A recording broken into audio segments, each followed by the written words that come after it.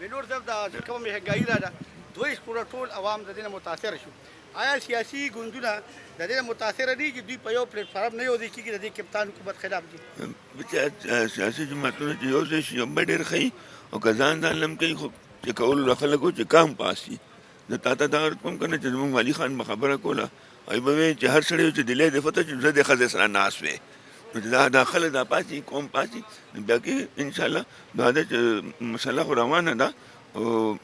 ګوره لویه زه خو دا هم چې دا اسټبلیشمنټ والا دي دوی د خپل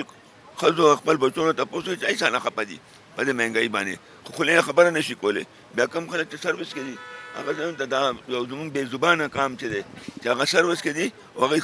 غږ نه شي کولی نو حقیقت خو دا ده چې حالات خو دا دې حد ته رسېدلي چې اوس خلک لږه خبره چې پاسېده نو کار روان دی او هغه مشان وایي چې دیوار کچا دی او دیکه ګول غواړي نو چې دا اپوزیشن لږ همت وکړو او کوم پاسېده نو او دا زه خو د اپوزیشن دا وایي چې لانګ مارچ کوو که نه زه د دې حق کې نه یم لانګ مارچ کې او په درنه حق کې نه یم که چېرې څه غواړئ نو بیا به یو ښکاري چې هغه د پیا جاملتان او تالابندي دا چې اوس له به کار کېږي چې دا نه نو په لانګ مارچ باندې او په هغې باندې اوسه پورې څه نه دي شوي دا ټول دا دواړه فیل شوي دي دا مال دی چې دا جوړ شوي چین ټیکسونه په ترقۍ معاشي طور روان دي او په دې حته کې اشیا ته بیا دی که دا معیشت را روان دي عمران خان دا الزام لګي چې یاره د چین خلاف بیګام پی ډي جلسه کې دا وینا شوې چې یاره دا سټیل کاسام دی د چین خلاف لګي د یورپ حمایت کوي چې فرد هغه ایجنډا ده دا چین چې په مخ کې را روان دي په هیته مجبوري صورتحال ته د هغې کردار ته وجود افغانستان کې طالبان څه ویني پاکستان کې یو په هیته کې څه ویني پوره چین خپل یو کردار ادا کوي او پاکستان سره خو د هغوی ډېر هغه دی خو د دې حکومت چې کم دا صورتحال جوړ کړی دی نن د چین حکومت وایي چې دا کم کسان چې دا څوک هغه شوي د هغې معاوضه راکړي دا دې ته خبره ورسېده نو ګوره مونږ د عمران خان دا خیال چې دی امریکې سره هم جنګ وکړي او دی خوا چین به هم ځان دغه کړي دا څنګه کیدی شي نو دې لپاره یو داسې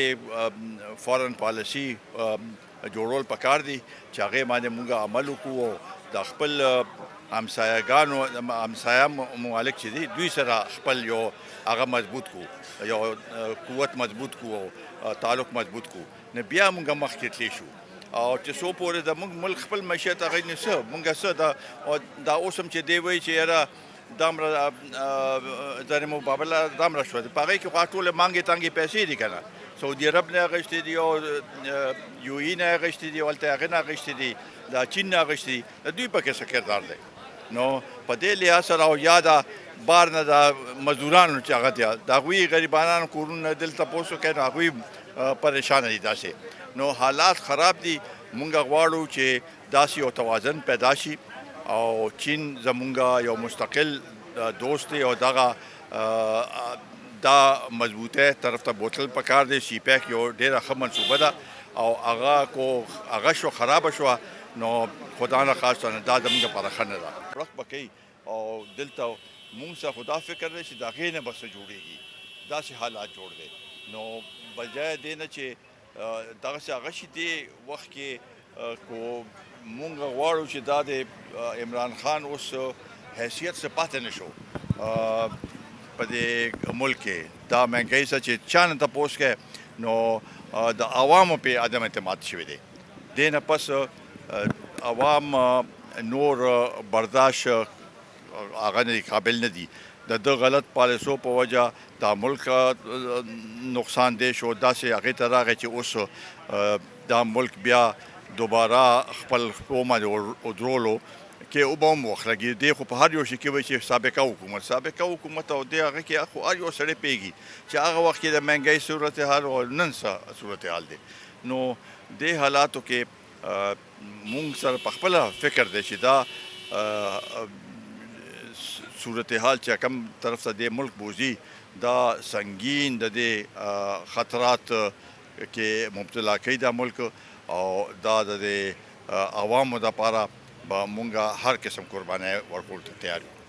تاسو له کوم ځایه بهلول صاحب ته تپوس کوو